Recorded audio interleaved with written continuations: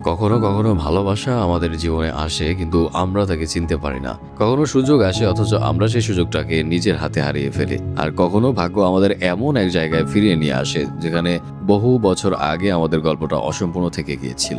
এই গল্পটা এমন একজন মানুষের যে জীবনে বারবার ভালোবেসেছে অথচ কোনোদিন সময় মতো নিজের মনের কথাটা বলতে পারেনি। একটা ভুল, একটা দেরি আর একটা না বলা কথা তার জীবনকে বারবার অন্য পথে নিয়ে গিয়েছে। কিন্তু ভাগ্য কি সত্যি দ্বিতীয় সুযোগ দেয়? হ্যালো সিনেমা লাভার্স, কেমন আছেন সবাই? সঙ্গে আছি আমি আরাফাত, আর আপনারা দেখছেন সিনেম্যাক্স বিডি। আজ চলে এসেছি 2024 সালে মুক্তিপ্রাপ্ত অসাধারণ একটা তামিল সিনেমা ইথায়া মুরালি নিয়ে। সিনেমাটির IMDb রেটিং 8.6 আউট অফ 10। তাহলে গাইস আর কথা বেশি বাড়াবো না, let's go for the explanation. Guys, মুভির শুরুতে দেখা যায় নাসার স্পেস রিসার্চ সেন্টার। সেখান থেকে ক্রিস্টি নামের একজন মহাকাশযানের সাথে যোগাযোগ করে এবং বলে স্যামের পরিবার তার সাথে জরুরি ভিত্তিতে যোগাযোগ করতে চায়। মহাকাশযানে থাকা মেয়েটি বলে স্যাম এখন রিসার্চ ল্যাবে আছে, আমি এখনই তার সাথে যোগাযোগ করিয়ে দিচ্ছি। এরপর মেয়েটি স্যামের কাছে যায়। আমরা স্যামকে দেখতে পাই। মেয়েটি স্যামকে বলে ইন্ডিয়া থেকে তোমার জন্য ফোন এসেছে। স্যাম অনেক খুশি হয়ে আকাশের দিকে তাকিয়ে থাকে। এর পরের দৃশ্য পরিবর্তন হলে কয়েক মাস আগের ঘটনা দেখানো হয়। এই গল্পের মেইন ক্যারেক্টার ইধায়ার মামাকে খুব চিন্তিত দেখা যায়। সে কাউকে বারবার ফোন করে যাচ্ছে কিন্তু কলটা ফরওয়ার্ড হয়ে যায়, কেউ রিসিভ করে না। তখনই তার সম্বন্ধী চলে আসে আর জানতে চায় ইধায়া কখন আসবে। ইধায়ার মামা তাকে মিথ্যে বলে যে ইধায়া ফ্লাইটে আছে। একটু পর পর সে জিজ্ঞেস করছে অদিতি খেয়েছে কিনা, অদিতি ঘুমিয়েছে কিনা। সে শুধু অদিতির কথাই জিজ্ঞাসা করছে, সাথে আপনাদের কথাও জিজ্ঞাসা করছে। আপনি একদম চিন্তা করবেন না, আমি সবকিছু সামলে নেব। অদিতির বাড়ির লোকজন খুশি হয়ে চলে যায় কিন্তু ইধায়ার মামাকে দেখে অনেক চিন্তিত মনে হচ্ছিল। সে বিয়েতে নাচতে থাকা তার এক ভাগ্নেকে একপাশে ডেকে আনে আর বলে এমন পরিস্থিতিতে তুমি নাচছো আবার আমাকেও নাচতে বলছো। ভাগ্নে জিজ্ঞেস করে ওরা এখনো ফোন ধরেনি। মামা বলে আমি কতবার ফোনের পর ফোন দিয়েই যাচ্ছি, ওরা কেউ আমার ফোন ধরছে না। ভাগ্নে বলে এখন আবার কল দিন, এখানে রাত মানে USA তে দিন, তাই এখন কল করলে ওরা কল রিসিভ করবে। মামা তখন আবারও ফোন দেয়, এবার সচিন ফোনটা রিসিভ করে। তারা তখন সব বন্ধুরা মিলে ঘুমাচ্ছিল। মামা তাকে বলে তোমরা এখন কোথায় আছো? ফোনের পর ফোন দিয়েই যাচ্ছি, তোমরা ফোন তুলছোই না। সচিন বলে কেন, কি দরকার? মামা বলে তোমরা কি বিয়েতে আসবে না? সচিন ধরফর করে বিছানায় উঠে বসে, জিজ্ঞেস করে কার বিয়ে? একটু পর মামার বকা খেয়ে সে রিয়েলাইজ করতে পারে আর বলে আপনি চিন্তা করবেন না, ইধায়াকে বিয়ের আসরে নিয়ে যাওয়ার দায়িত্ব আমার। ফোন রেখে সচিন ইধায়াকে খুঁজতে থাকে। খুঁজতে খুঁজতে তাড়াতাড়ি ওপরে তার রুমে চলে যায় আর দেখে সে একদম তৈরি হয়ে আছে, ফ্লাইটের উদ্দেশ্যে বাসা থেকে বের হওয়ার জন্য অপেক্ষা করছে। সচিন তাকে অভিনন্দন জানিয়ে বলে আমার বেস্ট ফ্রেন্ডটা তাহলে শেষমেশ বিয়ে করতে যাচ্ছে। এরপর তারা সব বন্ধু মহল তৈরি হয়ে গিয়ে ফ্লাইটে বসে। ফ্লাইটে ইধায়ারা বিজনেস ক্লাসে সিট নেয়। প্লেনে উঠে ইধায়া ওয়াশরুমে যেতে লাগলে ভুলে পাশে বসে থাকা লোকটার সাথে তার ফোন এক্সচেঞ্জ হয়ে যায়। আর এখানে আমরা ফাহাদ ফাসিলকে দেখি। মূলত সেও ইধায়াদের সাথেই ইন্ডিয়া যাচ্ছিল। আর ইধায়া ভুলে ফাহাদ ফাসিলের ফোন নিয়ে ওয়াশরুমে চলে গেছে। একটু পরে ইধায়ার ফোনে কল আসে, তবে কলটি ফাহাদ ফাসিল রিসিভ করে। ফোন করেছিল ইধায়ার মামা, সে তাকে বকাবকি করছিল। হঠাৎ করে ফোনে গালি শুনে ফাহাদ ফাসিল ভ্যাবাচাকা খেয়ে যায় আর কল কেটে দেয়। ইধায়া ফিরে আসলে ফাহাদ ফাসিল তাকে লক্ষ্য করে বলে আপনার সাথে আমার ফোন এক্সচেঞ্জ হয়ে গেছে, আপনার মামা খুবই রেগে আছে। ইধায়া চমকে উঠে বলে আপনি ফোন ধরেছিলেন? সে জানায় হ্যাঁ। তখন ইধায়ার বন্ধুরা বলে দেখছেন ওর কাল বিয়ে কিন্তু ও এখনো প্লেনে। তবে এইসবে ফাহাদ ফাসিলের খুব একটা ইন্টারেস্ট নেই। সে বলে এখন কি আমার এই পাগলের কাহিনী শুনতে হবে? ইধায়ার বন্ধুরা অনেক জোর করে এবং বলে আপনি শুনে দেখুন, এই প্রেমের গল্প আপনার ভালো লাগবে। শেষমেশ আর কোনো উপায় না দেখে ফাহাদ ফাসিল গল্প শুনতে রাজি হয়ে যায়। এরপর তারা ছোটবেলার কাহিনী বলতে শুরু করে। 1989 সালে ট্রিক্সিতে আমরা থাকতাম। আমরা 90 দশকের বাচ্চা। আমাদের ছোটবেলা ছিল অন্যরকম। তখন জীবনের ছোটখাটো বিষয়গুলোই খুশির কারণ হতো। আমাদের সময় সোশ্যাল মিডিয়া ছিল না, সবাই মিলে বাইরে খেলতে যেতাম, আইসক্রিম খেতাম, চিপস খেতাম। ইন্টারনেট আসেনি তখনও, এলইডি টিভিও ছিল না, ছিল সাদা কালো টিভি, VCR। আর সেই দিনগুলো ভোলা সম্ভবই নয়। ভবিষ্যৎ নিয়ে কোনো প্রকার চিন্তা না করে নিঃসংকোচে বর্তমানকে উপভোগ করতাম। প্রযুক্তি থেকে দূরে ছিল বলেই তখনকার মানুষের জীবন ছিল অনেক বেশি সহজ সরল আর শান্তিময়। ইদায়ার বাবা মা ছিল না, তাকে তার মামাই লালন পালন করে বড় করেছে। একবার ইদায়া স্কুলে যায় তার বন্ধুদের সাথে। তাদের স্কুলে যেতে একটু দেরি হয়, তাই দারোয়ান তাদেরকে বকছিল। ইদায়া বলে আমাদের স্কুলে একজন ইংলিশ টিচার ছিলেন, গীতা ম্যাম। তিনি খুবই কেয়ারিং ছিলেন, একদম মমতাময়ী একজন মহিলা। উনি এসে দারোয়ানের সাথে কথা বলে তাকে ব্যস্ত রাখে আর আমাদেরকে হাতের ইশারা দিয়ে ভেতরে চলে যেতে বলে। তখন আমরা অনেক কুসংস্কারে বিশ্বাস করতাম। যেমন একদিন তরমুজ খাচ্ছিল ইদায়া, তখন তার বন্ধুরা বলে বিচি খেয়ে ফেলিস না জানো, তাহলে কিন্তু পেটে গাছ উঠবে। এরপর আরেকদিন সামনের বেঞ্চে বসে থাকা এক ছেলের মাথায় জোড়া মোড় দেখে বলে ওঠে, তোর দুটো বিয়ে হবে। আমরা এরকম কত করেছি। যাই হোক, একদিন গীতা ম্যাম ক্লাসে আসে আর বলে, তোমরা অ্যানুয়াল স্পোর্টস প্রতিযোগিতায় নাম দেবে না, কিন্তু ক্লাসের কোনো বাচ্চাকে হাত তুলতে দেখা যায় না। তখন ইধায়াকে ম্যাম ডাক দেয় আর জিজ্ঞেস করে, তুমি নাম দেবে না? সে তাড়াহুড়ো করে বলে ফেলে, হ্যাঁ সে নাম দেবে, সাথে তার বন্ধুদের কথাও বলে ফেলে। ম্যাম প্রভু আর দ্রাবিড়ও প্রতিযোগিতায় নাম দেবে। ম্যাম খুশি হয়ে তাদের নাম লিখে নিয়ে যায়। বাড়িতে গিয়ে তারা সন্ধ্যায় মুভি দেখছিল। মুভি দেখে তারা নিজেদের মধ্যে বলাবলি করছিল যে কিস করলেই কি প্রেগনেন্ট হয়ে যায় মানুষ। এরপর দেখতে দেখতে অনুষ্ঠানের দিন চলে আসে। টিচার স্টেজে ঘোষণা করে, যেমন খুশি তেমন সাজো। এরপর বাচ্চারা পারফর্ম করবে। একে একে বাচ্চারা বিভিন্ন কসপ্লে প্রদর্শন করতে থাকে। এর মধ্যে ইধায়া সেজেছিল অ্যাস্ট্রোনট, তবে সে মঞ্চে গিয়ে কথা বলতে পারছিল না। তাকে ভয় পেতে দেখে গীতা ম্যাম তাকে ইশারা দিয়ে বলে, আমি এখানে আছি, ভয় নেই। এতে ইধায়ার সাহস বেড়ে যায় আর সে আত্মবিশ্বাসের সঙ্গে স্পিচ দেয়। অনুষ্ঠান শেষে গীতা ম্যাম ভালোবেসে তার গালে চুমু খান। ইধায়া ভয় পেয়ে যায়, কেননা সে জানতো চুমু খেলেই প্রেগনেন্ট হয়ে যায়। তাই সে বাড়িতে এসে তার মামাকে জিজ্ঞেস করে, মামা বাচ্চা কিভাবে হয়? তার মামা তো রেগে যায় আর বলে, এসব তুমি কেন জিজ্ঞেস করছো? ইধায়া বন্ধুদের সাথে ব্যাপারটা নিয়ে আলোচনা করলে ওর বন্ধুরা বলে, তাহলে গীতা ম্যাম এখন থেকে তোর ওয়াইফ হয়ে গেল, তোর এখন তার যত্ন নেওয়া উচিত। এরপর থেকে ইধায়া ম্যামের খেয়াল রাখতে শুরু করে সে।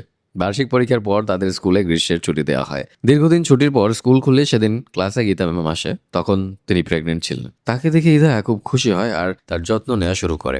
গীতা ম্যামের সিঁড়ি থেকে নামার সময় কষ্ট হচ্ছিল দেখে সে তার বই নামাতে সাহায্য করে। এমনকি ম্যাম যখন তার ডেস্কে ঘুমাচ্ছিল তখন ইধায়া তার দিকে ফ্যান ঘুরিয়ে দেয়। একদিন খুব জোরে ঝড় বৃষ্টি হচ্ছিল।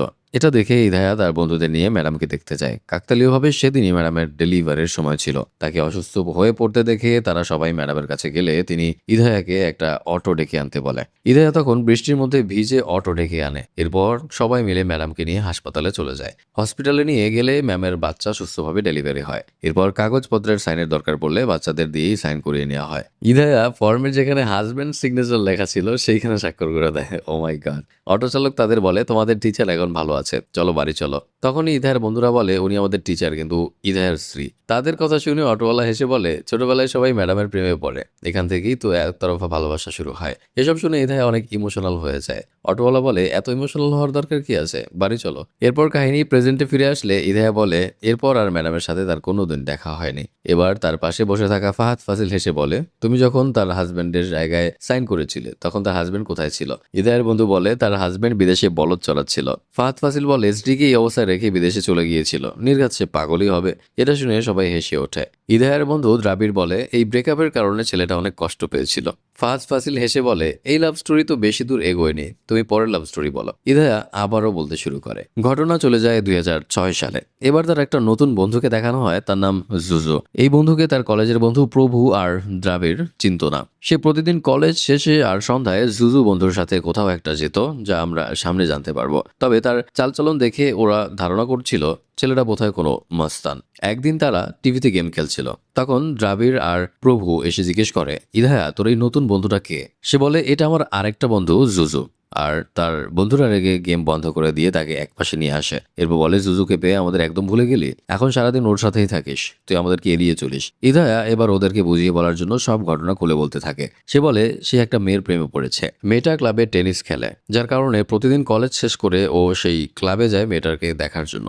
এমনকি মেয়েটা যে কোচিং সেন্টারে পড়ে সেখানেও তারাও পড়তে যায়। একদিন কোচিং শুরু হওয়ার আগে ইধায়া জুজুকে বলে, আজকে আমি মেয়েটাকে প্রপোজ করেই ছাড়বো। সে মেয়েটাকে প্রপোজ করার প্রস্তুতি নেয় এবং প্রপোজ করতে যাবে এমন সময় কোচিং শুরু হওয়ার ঘন্টা বেজে যায়। জুজু হেসে বলে, এই নিয়ে 32 বার প্রপোজ করতে গিয়েছিলি কিন্তু পারলি না। ক্লাসে গিয়ে বারবার তারা মেয়েটার ওপর নজরদারি করছিল, কিন্তু মেয়েটা কিছুতেই তাদের দিকে তাকাচ্ছিল না। তখন মেয়েটার অ্যাটেনশন পাওয়ার জন্য জুজু উঠে দাঁড়ায় আর বলে, স্যার এই পড়াটা আমি বুঝতে পারিনি, আবার একটু রিপিট করবেন? স্যার বলে, তুমি প্রশ্ন করো, আমি উত্তর দিচ্ছি। কিন্তু সে প্রশ্ন করতে পারে না। তখন টিচার বলে, প্রশ্নই করতে পারছো না, উত্তর কি দেব? এরকম করে তারা মেয়েটার অ্যাটেনশন সিক করতে চেষ্টা করে। মেয়েটি আর কেউ নয় বরং মুভির প্রথমে দেখানো সেই স্যাম। এরপর গল্পে একটু পরিবর্তন দেখা যায়। মূল গল্পে তাদের অতীত স্মৃতির সাথে বন্ধুদের বর্তমান আলাপচারিতা তুলে ধরা হয়। চায়ের দোকানে বসে তারা জুজুর ভুল ধারণাগুলো ভাঙছিল। দ্রাবিড় বলে, তোমাকে দেখে তো মস্তান মনে হয়। জুজু জিজ্ঞেস করে, তা কেন মনে হয়? দ্রাবিড় বলে, তুমি কি যেন একটা খাও মোটরসাইকেল চালানোর সময়? জুজু হেসে বলে, আরে ওটা তো ক্যান্ডি। এরপর বলে, মোটরসাইকেলে বারবার পিক আপ দাও কেন? জুজু বলে, পিক আপ ওঠাতে কষ্ট হয় তাই। দ্রাবিড় বলে, তাহলে এদিক ওদিক যে তাকাও। জুজু হেসে বলে, গাড়ির লুকিং গ্লাস নেই, তাই দেখি পেছন দিক থেকে কোনো গাড়ি এলোটেলো কিনা। এবার তারা বুঝতে পারে জুজুকে তারা রাউডি টাইপের ছেলে ভেবেছিল, কিন্তু ইথায়া হেসে বলে, আরে ও তো একদম বাচ্চা ছেলে। পরের দিন জুজু আর ইথায়া কোচিং এ গেলে দেখে পেছনের বেঞ্চে প্রভু আর দ্রাবিড় বসে আছে। ইথায়া তাদের দিকে এগিয়ে গিয়ে বলে, আমরা যেখানে যাব তোরাও কি সেখানে যাবি? তোদের কেন সবসময় আমাদের পিছু পিছু আসতে হবে?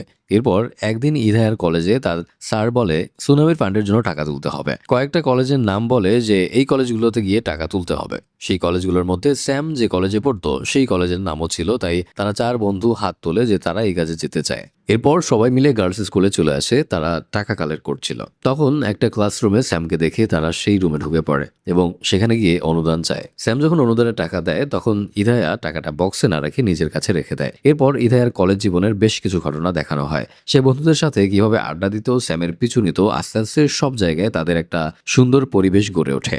এখন টেনিস খেলতে গেলে কোচ তাদেরকে নিয়ে মজা করে, কোচিং টিচারও জুজুর জন্মদিনে মজা করে। পরীক্ষার সময় স্যামের কলম শেষ হয়ে গেলে সে ইথায়ার কাছ থেকে নিয়ে কলম নিয়ে লেখে। এভাবেই ভালোই যাচ্ছিল তাদের কলেজ লাইফ। এরই মধ্যে স্যামের জন্মদিন চলে আসে। স্যাম ইথায়াকে ডাকে আর তার জন্মদিনের ঘরোয়া পার্টিতে তাকে আমন্ত্রণ করে। এরপর সে জুজুর দিকে তাকিয়ে বলে, এই তুমি না খুব ভালো কমেডি করো ক্লাসে, তুমিও চলে এসো। দ্রাবিড় বলে, আমিও ভালো কমেডি করি, আমাকেও দাওয়াত দাও। এবার স্যাম আর তার বান্ধবী হেসে ফেলে। স্যাম বলে, তোমাকেও নিমন্ত্রণ, দাওয়াত রইল, তুমিও চলে এসো। এরপর তারা বাড়িতে গিয়ে জন্মদিনের পার্টিতে যাওয়ার জন্য নাচ প্র্যাকটিস করতে থাকে। পার্টিতে যাওয়ার সময় হয়ে গেলে ইধায় একটা সিডি নেয় আর লেখে, happy birthday Sam, I love you. এসব লিখে নিয়ে যায় উপহার দেওয়ার জন্য, আর সিডিতে রেকর্ড করে রেখেছে তার ভালোবাসার কথা। বার্থডেতে গিয়ে তারা ভেতরে দেখে মোটামুটি পরিচিত সবাইকেই সে আমন্ত্রণ করেছে। এতে তারা একটু হতাশ হয়, কেননা তারা ভেবেছিল তাদেরকে বোধহয় স্পেশাল ভাবে ইনভাইট করা হয়েছে। এরপর তাদের জুস খেতে দেওয়া হয়। এরপর 2বার জুস খেতে দেওয়া হয়, এতে তারা বেশ খুশি হয়ে যায়। তো তাই এখানে কোচিং টিচারকেও দেখা যায়। কোচিং টিচারকে দেখে তারা একটু ভীত সন্তুষ্ট ছিল। তখনই স্যামের বান্ধবীর উপর তলা থেকে সিঁড়ি দিয়ে নেমে এসে জুজুকে ডেকে বলে, আমাকে একটু সাহায্য করতে হবে জুজু, উপরে এসো। জুজুকে ডেকে নিয়ে সে বলে সে 2টো মাটির পাখি গিফট করবে, তাই দুটোকে র্যাপিং করে দিতে হবে। জুজু তাকে সাহায্য করছিল, তখন হঠাৎ সে দেয়ালে টাঙানো ছবির দিকে খেয়াল করে আর হতভম্ব হয়ে তাকিয়ে থাকে। ওদিকে নিচে স্যামের জন্মদিনের কেক কাটা হবে, তখন তার বোন সামান্থাও চলে আসে। তাদের একসাথে দেখে ইধায়া আর তার 2 বন্ধুর বেশ ঝটকা লেগে যায়। এখানে একটা টুইস্ট রিভিল হয় যে স্যাম আর সামান্থা 2 যমজ বোন। এর মানে দাঁড়ালো এই যে যার সাথে তারা টেনিস খেলতো সে একজন, আর কোচিং এ যাকে দেখতো সে অন্যজন। ঈদে এত দুজনকে স্যাম ভেবে লাইন মারতো, অথচ বাসায় তারা 2 বোন একসাথে থাকতো, কাপড় শুকাতে দিলে একজন অন্যজনের পাশে বসে থাকতো, পড়াশোনা নিয়ে আলোচনা করতো, আবার একই রুমে পাশাপাশি বিছানায় ঘুমাতো। পরের দিনে দেখা যায় কেক কাটা হয়ে গেছে, তারা 4 বন্ধু মিলে কথা বলছে। জুজু ইধায়াকে ডেকে বলে, যে মেয়েটা কোচিং ক্লাসে পড়তো তুই তার প্রেমে পড়েছিলি, আর সেই মেয়েটাই তোকে বেশি নোটিস করতো, তাই এখন ভালো হয় যে তুই ওকেই প্রপোজ করে দে। দ্রাবিড় আর প্রভুও তাই বলে। অন্যদিকে স্যামের বান্ধবী তাকে বলেছিল, তোদের 2 বোনকে দেখে তো ওরা 4জন একদম ভিমড়ি খেয়ে গেছে, তোদেরও একদমই চিনতে পারবে না যে কে কোনটা। স্যাম বলে, এমন হতেই পারে না। এরপর তারা ইথায়াকে ডাকে এবং জিজ্ঞেস করে, বলো তো তোমার কোচিং এর ফ্রেন্ড কে? ইধায়া সব স্মৃতিচারণ করে সামান্তের দিকে ইশারা করে। ভুল বলায় তারা 2 বোন হেসে ফেলে। ইধায়া এতে মনে কষ্ট পায় এবং সেখান থেকে চলে যায়। অন্যদিকে জুজু তার পছন্দ করা মেয়েকে জিজ্ঞেস করে, তোমরাও কি যমজ বোন নাকি? সে বলে, না, আমার কোনো যমজ বোন নেই, তবে আমি কমিটেড, আমার ফিয়েন্সে আছে। তখন মেয়েটার প্রেমিক এসে জুজুর সাথে মজা নিতে থাকে। বেচারা 2 বন্ধুই মনক্ষুণ্ণ হয়ে বাড়িতে ফিরে আসে। এরপর থেকে তারা কোচিংয়ে যাওয়া বন্ধ করে দেয়। টেনিস ক্লাব ছেড়ে তারা ক্রিকেট ক্লাবে জয়েন করে। ইদায়া জুজুকে বলে, বিকেল 5টার পর আর সময় কাটতেই যেন চায় না। এরপর ঘটনা আবারও বর্তমানে ফিরে আসে। ফাহাদ ফাজিল হেসে বলে, এই কাহিনীটা ভালো লেগেছে, কোরিয়ান ড্রামার মতো গতানুগতিক নয়, বরং একটু অন্যরকম টুইস্ট আছে। ইদায়া মন খারাপ করে বলে, আপনি হাসছেন, কিন্তু আমি খুব কষ্ট পেয়েছিলাম। ফাহাদ ফাসিল বলে, তুমি আবারও প্রেমে পড়ার জন্য নিজেকে সামলেছিলে কিভাবে? ইদায়ার বন্ধু বলে, ভালোবাসার কোনো শেষ নেই স্যার, সে আবারও প্রেমে পড়েছিল। এবার ঘটনা চলে যায় 2011 সালে, যখন তারা কলেজে গ্র্যাজুয়েশন শেষ করে বেকার ছিল, কোনো জব করছিল না। তারা সেদিন ক্রিকেট খেলার লাইভ টেলিকাস্ট দেখছিল। গ্রামের সবাই মিলে খেলা দেখছিল। ইদায়ার মামা খুব ভালো চা বানাতে পারতো, তার হাতের চা খেতে সবাই ভালোবাসতো, তাই সে সবার জন্য বেশি বেশি করে চা বানিয়ে নিয়ে যাচ্ছিল। তখন এলাকার কিছু রাজনৈতিক দল করা রাউডি লোক আসে আর বলে, সবাইকে নিয়ে খেলা দেখছো, আমাদেরকে আমন্ত্রণ করলে না? তখন তার মামা বলে, এখানে খেলা দেখার অধিকার সবার আছে, তোমাদের কেউ নিষেধ করেনি, তোমরা আসো খেলা দেখো। এরপর সেই লোকগুলো খেলা দেখতে ছাদে চলে আসে। তবে একটা মেয়ে যখন সবাইকে চা পরিবেশন করছিল তখন সে দেখতে পায় লোকগুলো চা না নিয়ে মদ্যপান করছে। সে তখন ইদায়ার মামাকে বলে, মামা তখন তাদের কাছে যায় আর তাদের নিষেধ করে, এগুলো খেতে হলে বাইরে যাও, এখানে মেয়েরা আছে, বাচ্চারা আছে, এসব এখানে খাওয়া যাবে না, তোমরা এখান থেকে চলে যাও। তখন তারা মামার সাথে দ্বন্দ্বে জড়ায়। ঝামেলা হচ্ছে দেখে ইদায়া সেখানে আসে, লোকগুলোকে বলে, ইন্ডিয়া জিতে যাক, তারপর আমরা একসাথে খাবো, রেখে দাও। লোকগুলো বলে, দেখছো না খেলার কি অবস্থা, ইন্ডিয়া কখনোই জিতবে না। ইদায়া বলে, যতক্ষণ ধোনি আছে মাঠে ততক্ষণ বলা যাচ্ছে না। লোকগুলো ধোনিকে নিয়ে খুব মজা করে, তাদের ধোনিকে অপমান করার ব্যাপারটা ইদায়া সহজভাবে নেয় না। সেই বদমাশ লোকগুলোকে একে একে মারতে থাকে। মারামারি যখন শেষ পর্যায়ে তখন একটা লোক জ্বলন্ত একটা লাঠি নিয়ে ইদায়ার উপর হামলা করে, যাতে করে সে চোখে কিছুটা আঘাত পায়। দ্রুত তাকে হসপিটালে নিয়ে গেলে চিকিৎসা করার পর তার চোখটা ভালো হয়ে ওঠে। সামনে তাকালে সে একজন লেডি ডাক্তারকে দেখতে পায়। ডাক্তার মেয়েটি দেখতে খুব সুন্দর ছিল। এমন সুন্দরী যুবতী মেয়েকে দেখে সে আবারও প্রেমে পড়ে যায়। অন্যদিকে ইন্ডিয়া খেলায় জিতে যায়, তাই সচিন আসে। সুন্দরী মেয়েকে উদ্দেশ্য করে বলে, এই আমুদা দেখেছো, ইন্ডিয়া জিতে গেছে। সচিনের কণ্ঠ শুনে তারা পেছনে ঘুরে তাকায়। ইথায়া বলে, আরে তুই ডাক্তার হয়ে গেছিস।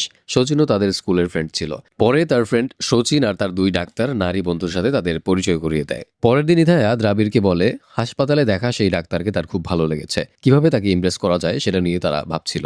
তখনই অটোতে করে একটা গর্ভবতী মহিলা আসে। তার সাথে আর কেউ ছিল না, তাই তাকে সাহায্য করতে অপারেশন থিয়েটারে নিয়ে যায় তারা। যেহেতু সেই মহিলাকে কোলে করে হসপিটালের বেডে রেখে দিতে এসেছিল, তাই ডাক্তাররা ভাবে ইদায়া ওই মহিলার স্বামী। তাই তাকে জোর করে অপারেশন থিয়েটারে নিয়ে যায় আর মহিলার হাত ধরে থাকতে বলে, তাকে সাহায্য করতে বলে।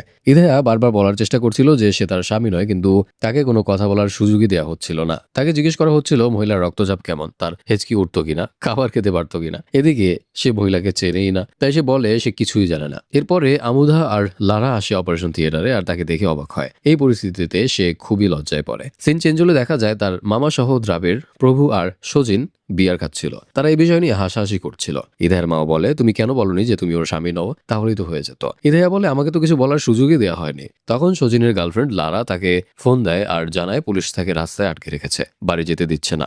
আমুধা তাকে ব্যাপারটা বুঝিয়ে বলে যে সে গাড়ি চালাচ্ছিল, কিন্তু যখন পুলিশ চেকিং করে তখন লারাকে মদ্যপ দেখে তারা আর গাড়ি ছাড়তে চাইছে না। তাদেরকে উদ্ধার করার জন্য ইদায়া আর তার কয়েক বন্ধু চলে যায়। পুলিশকে গিয়ে বলে, যে গাড়ি চালাচ্ছিল সে তো আর মদ্যপ ছিল না, তাহলে কোনো সমস্যা নেই। পুলিশ তারপরও তাদের গড়িমসি করছিল। তখন ইদায়াই একটু গম্ভীর মুখ করে বলে, আমি কিন্তু ট্রাফিক নিয়ম ভালো করেই জানি, আমাকে বোকা বানানো যাবে না। এমন সময় পুলিশ অফিসাররা জিপে করে কোথাও যাচ্ছিলেন। ইদায়া তখন এই বিষয়ে পুলিশ অফিসারকে জানায় যে যিনি ড্রাইভ করছিলেন সে মদ্যপ ছিল না, তবুও আমাদের হয়রানি করা হচ্ছে, তাছাড়া তারা ডক্টর। তখন সেই পুলিশ অফিসার ট্রাফিক পুলিশকে বকা দেয় এবং তাদেরকে ছেড়ে দিতে বলে। ইদায়া তখন তাদের দুজনকে নিয়ে চলে যায়। এদিকে ইদায়া চলে গেলে এবার তার মামা গাড়ি চালায় আর পুলিশের সামনে গাড়ি দাঁড় করিয়ে উল্টাপাল্টা বলতে থাকে। পুলিশ তাদের সবাইকে ধরে থানায় নিয়ে যায়। অন্যদিকে ইদায়া আমুধা আর লারাকে নিয়ে তাদের বাড়িতে যায়। সচিন কল করে যখন বলে তাদেরকে থানায় আটকে রেখেছে, তখন তার গার্লফ্রেন্ড ঝগড়া শুরু করে দেয়, কারণ একটু আগে যখন তাকে পুলিশ ধরেছিল তখন সে যায়নি তাকে ছাড়াতে। তখনই আমুধার বাবাও ফোন দিয়েছিলেন তাকে। ইদায়া তাকে টেরেসে গিয়ে কথা বলতে বলে। আমুধার তার বাবার সাথে কথা বলা শেষ হলে সে ইদায়ার সাথে তার পরিবার নিয়ে কথা বলে। ইদায়াকে তার পরিবারের ব্যাপারে জিজ্ঞেস করলে সে বলে তার মা বাবা নেই। আমুধা একটু দুঃখ পেয়ে বলে, আচ্ছা সরি, কিন্তু সে হেসে বলে, আমার মামা আমাকে মানুষ করেছে, সে 100 জন অভিভাবকের সমান। আচ্ছা তুমি কি কিছু খাবে? আমুধা বলে, হ্যাঁ, চা খেতে পারি। তখন ইদায়া বলে, তোমাকে এই পৃথিবীর সবচেয়ে মজাদার চা খাওয়াবো। আমি আমার মামার থেকে চা বানানো শিখেছি। এরপর কিভাবে মজাদার চা তৈরি হয় সেটা আমুধাকে বলে। দেখতে দেখতে তাদের মধ্যে খুব ভালো বন্ধুত্ব হয়ে যায়। সবাই মিলে একসাথে ঘুরে পার্টি করে খেলাধুলা করে, এভাবে তাদের মধ্যে দিনগুলো ভালোই কাটছিল। এরই মধ্যে সচিন লারাকে বিয়ে করে ফেলে। তার কিছুদিন পর লারা গ্র্যাজুয়েশন কমপ্লিট করে ফেলে। তার ইন্টার্নশিপ কমপ্লিট হয়ে যায়। একটু পরে আমুধাকেও স্টেজে ডাকা হয়। তারও আজকে গ্র্যাজুয়েশন কমপ্লিট হয়েছে। তার দিকে মুগ্ধ হয়ে ইদায়াকে তাকিয়ে থাকতে দেখে লারা বলে, এখনই সময়, তাড়াতাড়ি প্রপোজ করে দাও, না হলে ও বাড়িতে চলে গেলে তখন কিন্তু ওর বাবা মা ভালো পাত্র খুঁজে ওকে বিয়ে দিয়ে দিবে। সচিন বলে, আমি বলে দিচ্ছি। তখনই সচিনকে থামিয়ে বলে অপেক্ষা করতে, সে বাড়ি যাওয়ার আগে বলে দেবে। সেদিন আমুধার বাবাও এসেছিলেন সেখানে। সে আমুধাকে বলে পড়াশোনা শেষ করে আমেরিকা যাবে কিনা। আমুধা বলে সে ইন্ডিয়াতেই থাকবে, সে তার বাবাকে ছেড়ে দূরে কোথাও যেতে চায় না। লারা তাকে জিজ্ঞেস করে, বিয়ের ব্যাপারে কি ভেবেছিস? তখন আমুধার বাবা বলে, কোনো ডাক্তার ছেলেকে পছন্দ করে বিয়ে করে ফেল। তখন আমুধা বলে সে কোনো ডাক্তার ছেলেকে পছন্দ করে না। তার বাবা বলে, কোনো সমস্যা নেই, তুই যাকে পছন্দ করবি আমি তাকেই মেনে নেব। এরপর সে সেখান থেকে ব্যাগ আনতে গেলে দ্রাবিড় ইদায়াকে পাঠায় তার হবু শ্বশুরের খেয়াল রাখার জন্য। সে তাকে সাহায্য করতে চায়। তখন আমুধার বাবা বলে, তোমার মনে কি কিছু লুকিয়ে রেখেছো?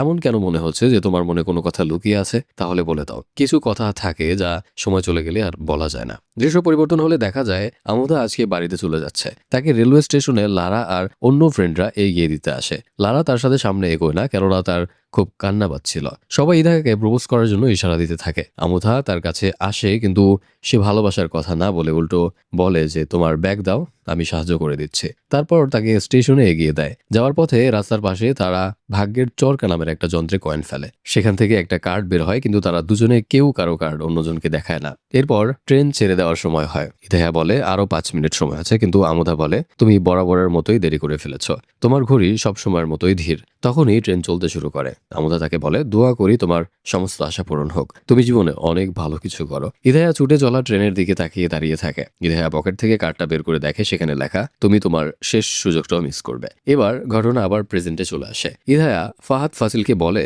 মানুষের জীবনে একটাই সুযোগ আসে, আর আমার ওই সুযোগটা রেল স্টেশনে শেষ হয়ে গেছে স্যার। আমি কখনোই কাউকে আমার ভালোবাসার কথা বলতে পারিনি। ফাহাদ ফাসিল বলে, যে মেয়ের এত কাছে চলে গিয়েছিলে তাকে মনের কথা বলে দেওয়া উচিত ছিল। ইদায়া বলে, যে দূরে থাকে তাকে বলা সহজ, কিন্তু যে হৃদয়ের কাছে থাকে তাকে বলা অনেক কঠিন। এরপর ইদায়া বলে, যে নিজের ভালোবাসার কথা বলতে পারে না সে আমার মতো হয়। সে না তো প্রপোজ করতে পারে আর না তো কারণ জানাতে পারে। কিছু স্বপ্ন পূরণ হলে অনেক খুশি হওয়া যায়, আর আমুধাকে আমি কখনো আমার মনের কথা বলতেই পারিনি। এরপর সময় আমাদের এক একজনকে এক এক পথে নিয়ে গেছে। দ্রাবিড় বিয়ে করে ফেলেছে, লারা আর সচিনের সেপারেশন হয়ে গিয়েছে, এরপর 5 বছর পেরিয়ে গেছে, সব কিছুই বলতে গেছে। আমি এখন ডিটিভি চ্যানেলের ম্যানেজিং ডিরেক্টর, এখন আমি জীবনে সফল। দেখা যায় ইদায়ার মামা সবাইকে ডেকে বলে, এখন আপনারা যে কাজ করছেন এসব কাজ আমি আগে একাই করতাম। বাড়ি বাড়ি গিয়ে কেবল কানেকশন দেওয়া, টাকা তোলা, ছাদে গিয়ে টিভি ঠিক করা আর নিচে থেকে টিভি চেক করা, ছেলেটা ছিল আমার ভাগ্নে। এরপর ইদায়া সবার উদ্দেশ্যে বলে, আগে আমাদের আঞ্চলিক চ্যানেল ছিল, এখন ইন্টারন্যাশনাল চ্যানেল হয়ে গেছে।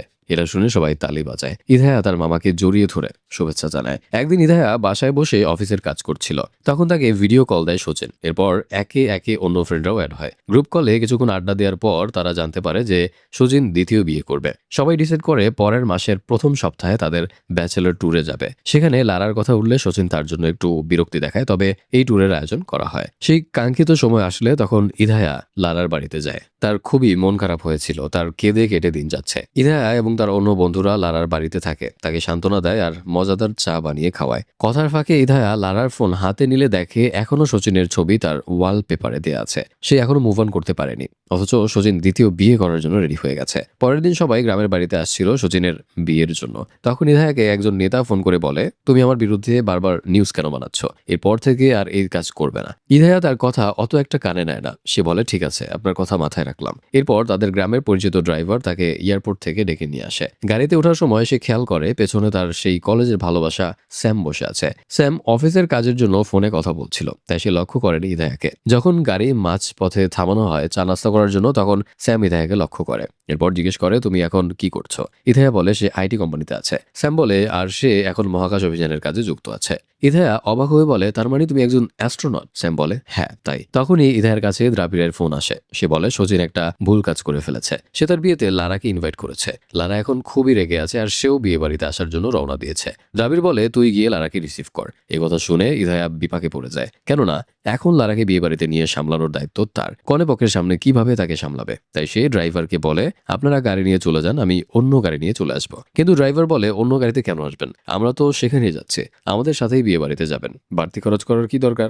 ইদায়া আর কথা এড়াতে পারে না, সে তাদের সাথেই গাড়িতে উঠে পড়ে। পথে লারাকে পিক করার জন্য সে নামে। লারা তাকে জড়িয়ে ধরে কান্নায় ভেঙে পড়ে। তখন ইদায়া লারাকে বুঝিয়ে বলে, গাড়িতে নতুন বউয়ের অর্থাৎ কোনে পক্ষের লোক আছে, তাই তার সামনে তুই কোনো রিয়েক্ট করতে পারবি না। লারা তো সেই লেভেলে রেগে যায় আর হাত ইশারা করে বারবার তার হাতে থাকা সজিনের দেওয়া রিং দেখাতে থাকে। ইদায়া তাকে থামানোর জন্য জড়িয়ে ধরে শান্ত করে। স্যাম আর ড্রাইভার ভাবছিল লারা তার গার্লফ্রেন্ড, তাই তারা মিটিমিটি হেসে ভাবে যে এই জন্যই সে প্রাইভেট গাড়িতে করে যেতে চাইছিল। পুরো গাড়িতে লারাকে সামলে রাখা খুবই কষ্টকর ছিল। বিয়ে বাড়িতে এসে সে সচিনকে খুঁজতে থাকে।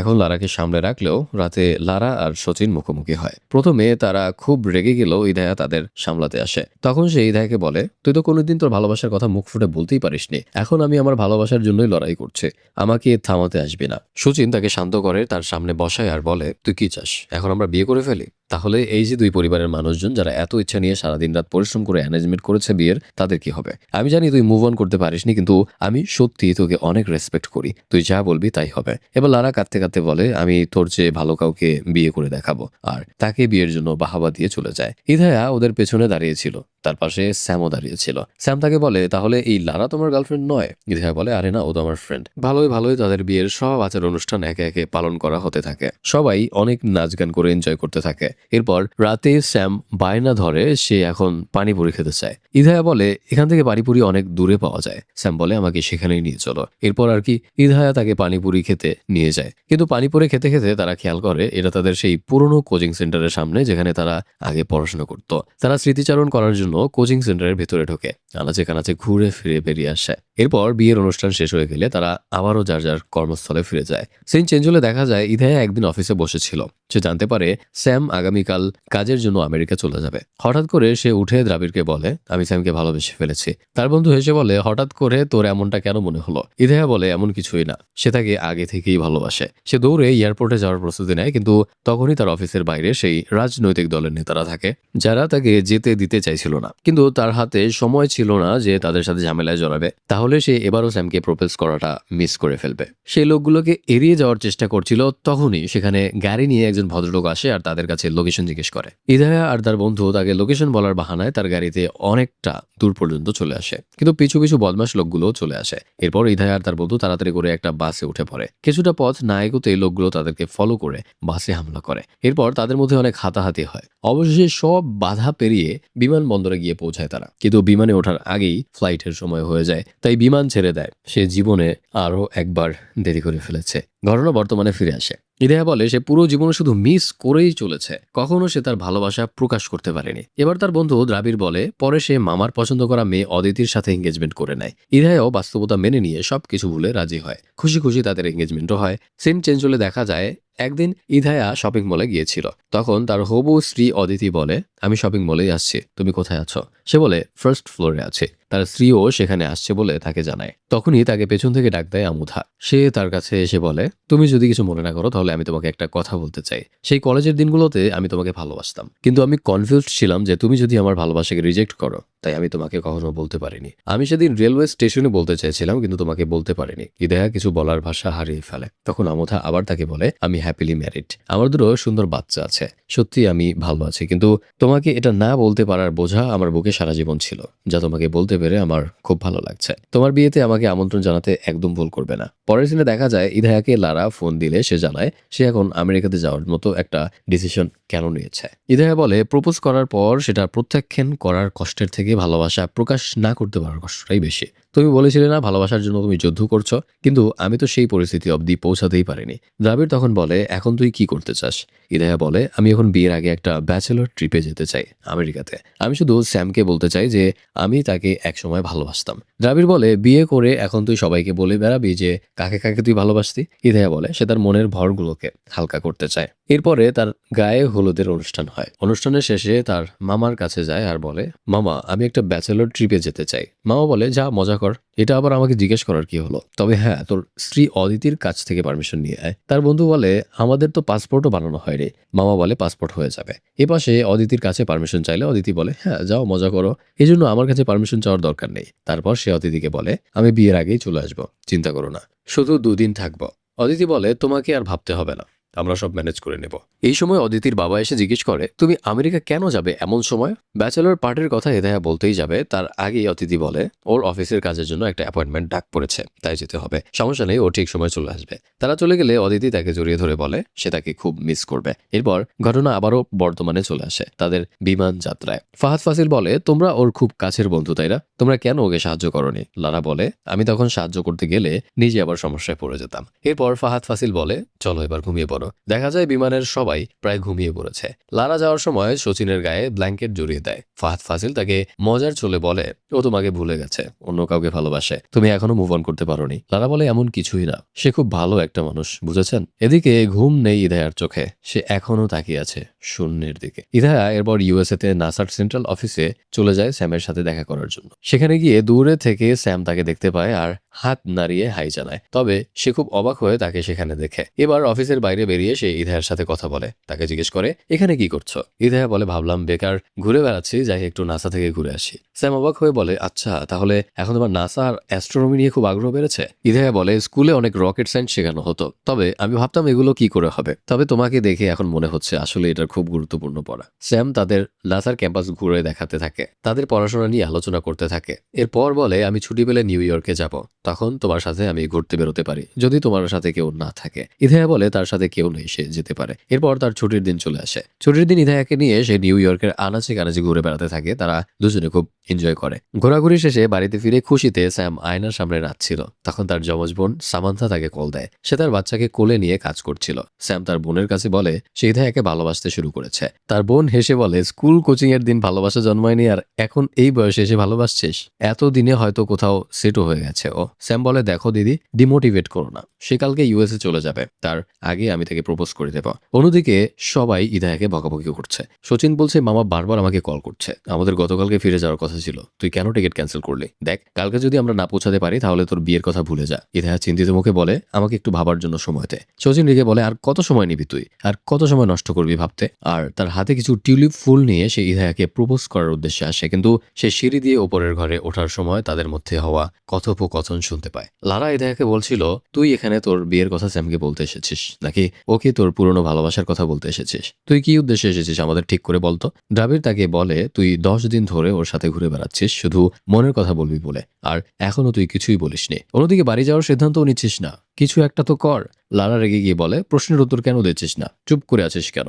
সিঁড়িতে দাঁড়িয়ে থাকা স্যাম সবকিছু শুনে খুব রাগ নিয়ে রুমে প্রবেশ করে আর ইদায়াকে বলে ওদের সবার কথার উত্তর দাও। সবাই তাকে এখানে দেখে আনএক্সপেক্টেডলি চমকে যায়। ইদায়া বলে আমাকে একটু সময় দাও বুঝিয়ে বলার জন্য, কিন্তু স্যাম তাকে বলে নিশ্চয়ই তুমি কোনো মিথ্যে উত্তর তৈরি করে রেখেছো এই সিচুয়েশনে বলার জন্য। তুমি এই 10 দিনে আমার সাথে কতগুলো মিথ্যে কথা বলেছো। তুমি বলেছো তুমি সিঙ্গেল আছো, তুমি একাই এখানে এসেছো, এখানে আমার সাথে দেখা করার জন্য এসেছো, যেগুলো কিনা তুমি সব মিথ্যে বলেছো। লারা তাকে বলে তুমি ভুল বুঝছো, আমাকে একটু কিছু বলার সুযোগ দাও স্যাম। স্যাম রেগে গিয়ে ইদায়াকে বলে তোমার মতো খারাপ মানুষের সাথে আমার কখনো দেখা না হলেই ভালো হতো। এরপর সে ছুটে বেরিয়ে যায় সেই বাসা থেকে। ইদায়া স্যামের পেছনে ছুটে যায় আর তাকে বলে একটু দাঁড়াও আমার কথা শোনো। স্যাম কেঁদে কেঁদে বলে আর কি মিথ্যে কথা বলার বাকি আছে তোমার? সে বলে সে কোনো মিথ্যা কথা বলেনি। তখন স্যাম রেগে বলে তুমি 1 সপ্তাহ আগে বিয়ে ঠিক করে রেখেছো, আমাকে কেন বলনি? তুমি আগে বলো তুমি তোমার ব্যাচেলর পার্টি এনজয় করতে এসে কেন আমার মন নিয়ে খেলা করলে? ইদায়া স্যামকে থামালে। স্যাম বলে তুমি কি বলতে চাও? এই 10 দিন আমার সাথে তুমি ঘুরেছো শুধুমাত্র তোমার বিয়ের আমন্ত্রণ জানাবে বলে? এরপর সে তাকে থাপ্পড় মেরে বসে আর বলে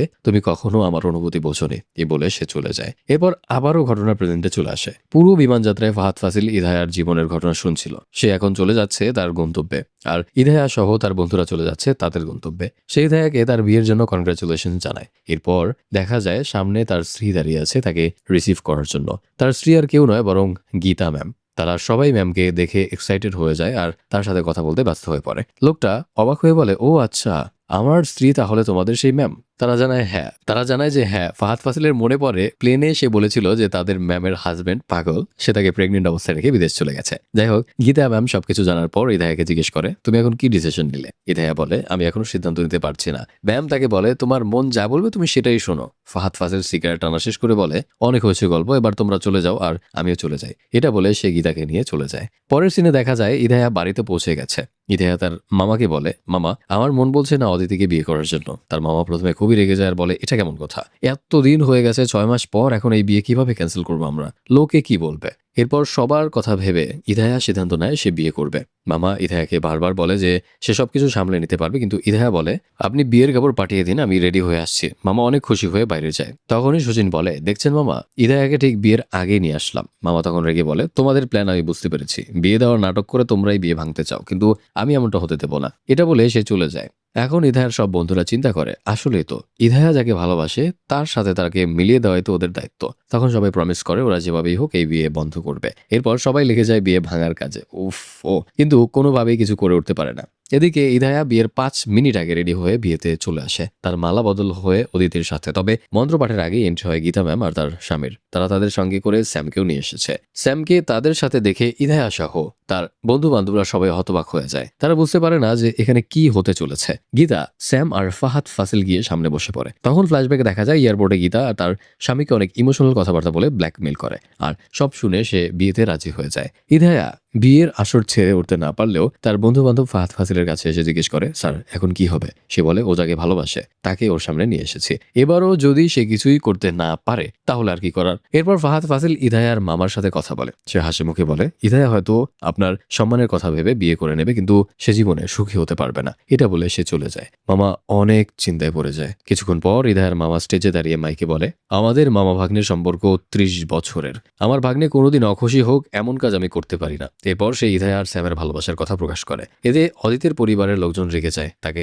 থামাতে চায়, কিন্তু অদিতি ছুটে এসে তার পরিবারের লোকজনকে থামিয়ে বলে এমন কারোর সাথে আমি কেন বিয়ে করব যে আমাকে ভালোবাসে না? এমন মানুষের সাথে সারা জীবন সময় কাটানো অসম্ভব। এরপর সে নিজেই মাইকে কথা বলতে শুরু করে। সে অনুষ্ঠানে উপস্থিত আত্মীয় স্বজন সবার উদ্দেশ্যে ক্ষমা চায় আর তারপর বিয়ের আসর ছেড়ে চলে যায়। অদিতি কান্না করতে করতে বাইরে গিয়ে দেখে ফাহাদ ফাসিল গাড়ির সামনে দাঁড়িয়ে সিগারেট টানছে। সে তখন সিগারেট অদিতিকে দেয়। অদিতি বলে বিয়ে ভাঙার জন্য ওর গার্লফ্রেন্ডকে নিয়ে আসলে। আমার কথা কথাটা একবার ভাবলে না? ফাহাদ ফাসিল বলে, আরে আমি তো তোমার কথাই ভেবেছি। যে ছেলের ভালোবাসার কথা বলতে 20 বছর সময় লেগেছে, সে ছেলের তোমাকে ভালোবাসতে কতদিন সময় লাগতে পারে দেখো। এটা শুনে অদিতি গাড়ি নিয়ে চলে যায়। এরপর একদম মুভির শেষ অংশে ইদায়া স্যামের কাছে গিয়ে বলে, তোমার দিদি কোথায়? এটা শুনে সবাই অবাক হয়ে যায়। আসলে এটা স্যামের যমজ বোন সামান্থা। ফাহাদ ফাসিল বলে, 2 ঘন্টার মধ্যে যাকে পেয়েছি নিয়ে এসেছি। বিয়ে তো বন্ধ হয়েছে। ইদায়ার মামা এসে বলে, এটাও তার প্রেমিকা না? ইদায়া বলে, না মামা। মামা এবার চিৎকার করে বলে, এই ছেলে আমাকে পাগল করে ফেলবে। এরপর ঘটনা আবার প্রথমে চলে আসে। আপনাদের নিশ্চয়ই মনে আছে মুভির প্রথমে দেখানো হয়েছিল স্যামের সাথে ইন্ডিয়া থেকে মহাকাশযানে যোগাযোগ করার চেষ্টা করা হচ্ছিল। পরিবারের সবাই মিলে মহাকাশযানে থাকা স্যামের সাথে কথা বলে বোঝানোর চেষ্টা করে, কিন্তু স্যাম বলে, তোমরা সবাই বলছো কিন্তু ইদায়াকে বলতে বলো, তাহলে আমি আগের সবকিছু ভুলে যাব। এবার ইদায়া ক্যামেরার সামনে আসে। স্যাম বলে, তোমার হাতে আর 40 সেকেন্ড আছে। সবাই ইদায়াকে প্রপোজ করতে বলে, কিন্তু দেখা যায় ইদায়া যখন আই লাভ ইউ বলতেই যাবে সময় শেষ হয়ে যায়। আর এখানেই মুভিটি শেষ হয়ে যায়। মানে এত এত এত কিছুর পরও মানে ও ফিনিশিং করতেই পারলো না। ঠিক আছে, সত্যি বলতে সিনেমার কাহিনীটা অ্যাকচুয়ালি ভালো ছিল। আর এখানে মুভিটা শেষ হয়। তো আজকের মুভির এক্সপ্লেনেশন এবং মুভির কাহিনী কেমন লেগেছে আপনাদের কাছে কমেন্ট করে জানাতে বলবেন না। কাহিনীটা আমার কাছে ইউনিক লেগেছে। আর এতক্ষণ আমি আরাফাত ছিলাম আপনাদের সাথে, দেখছিলেন সিনেম্যাক্স বিডি। দেখা হচ্ছে পরবর্তী মুভি এক্সপ্লেনেশনের নতুন কোনো কাহিনী নিয়ে। সে পর্যন্ত ভালো থাকুন, সুস্থ থাকুন। আর ভালোবাসার মানুষকে এত দেরি করবেন না, বলে দিন আপনার মনের কথা প্রকাশ করুন, ভালোবাসার কথাটা বলে দিন। আল্লাহ হাফেজ।